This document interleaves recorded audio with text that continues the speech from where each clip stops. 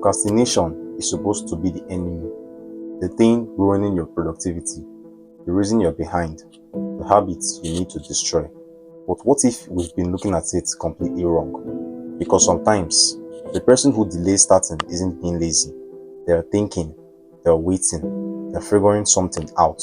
And strangely enough, forcing yourself to act immediately can sometimes make things worse. So here's the uncomfortable question. What if procrastination isn't always the problem? Today, we're looking at 5 reasons why procrastination might actually be good for you. Not the kind where you avoid everything until the deadline is tomorrow. The useful kind. The kind that might be telling you something. Number 1, it can give your brain time to think. You get an idea, you immediately want to act on it, so you start. But sometimes, your first idea isn't your best idea. When you delay for a little while, something interesting happens. Your brain keeps working on the problem in the background. You might be taking a walk, eating, sleeping, or doing something completely unrelated, and suddenly you get a better idea, a different approach, a solution you couldn't see when you were forcing yourself to figure everything out. That's because thinking doesn't always happen while you are sitting in front of the problem. Sometimes, stepping away is part of solving it. The important difference is that you're delaying thinking, not abandoning the task. And that leads to something else procrastination can reveal. Number 2, it can tell you what you actually care about. Think about the things you constantly put off. Studying, cleaning, working out, starting the project. Now, ask yourself something uncomfortable. Do I actually want to do this? Because procrastination isn't always a discipline problem. Sometimes it's a signal.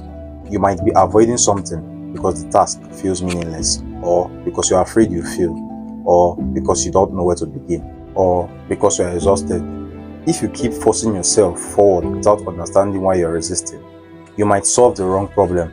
Procrastination can expose the friction, and once you know what's causing it, you can actually deal with it. Number 3, it can stop you from making stupid decisions. Not every decision deserves an immediate answer.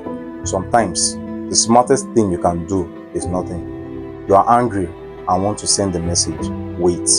You're excited and want to spend all your money. Wait. You suddenly want to quit everything and start a completely new life. Wait. Time creates distance, and distance changes perspective.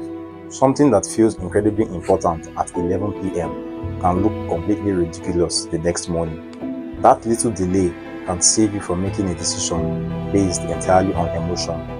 So sometimes, procrastination isn't avoiding action, it's preventing impulsive action, and that's a very different thing. Number 4, deadlines can force you to focus. This one sounds dangerous, because nobody should make a habit of waiting until the last minute. But there's a reason some people become incredibly productive when a deadline gets close. Urgency removes distraction. You stop worrying about making everything perfect. You stop recognizing your entire plan. You stop watching another tutorial about how to do the thing. You simply do the thing. A deadline can create pressure, and pressure can create focus. The problem isn't that urgency works. The problem is relying on it every single time, because eventually the stress becomes bigger than the productivity. So the lesson isn't always wait until the last minute. It's sometimes pressure reveals how much you are capable of doing all along. Number 5, sometimes you need to rest, not push harder. This might be the most important one. We've created a strange idea of productivity where stopping feels like failure. If you're not working, you feel guilty. If you're resting, you feel behind. So you force yourself to continue, even when your brain is exhausted, even when your attention is gone, even when you're staring at the same sentence for 10 minutes, but your body doesn't care about your productivity goals.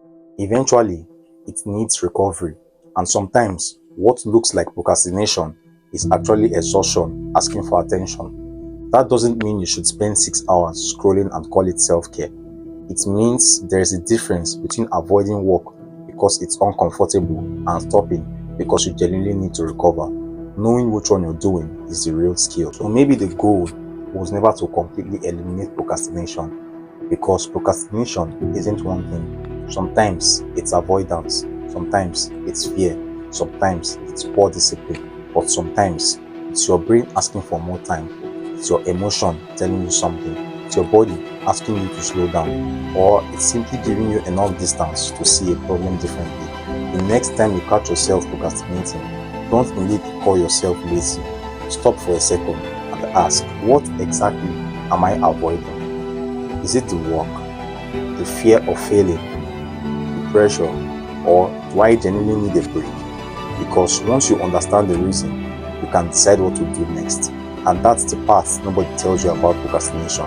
Sometimes you don't need to fight it, you just need to understand it. Because the goal isn't to become a machine that never stops, it's to know when to move, when to wait, and when to rest.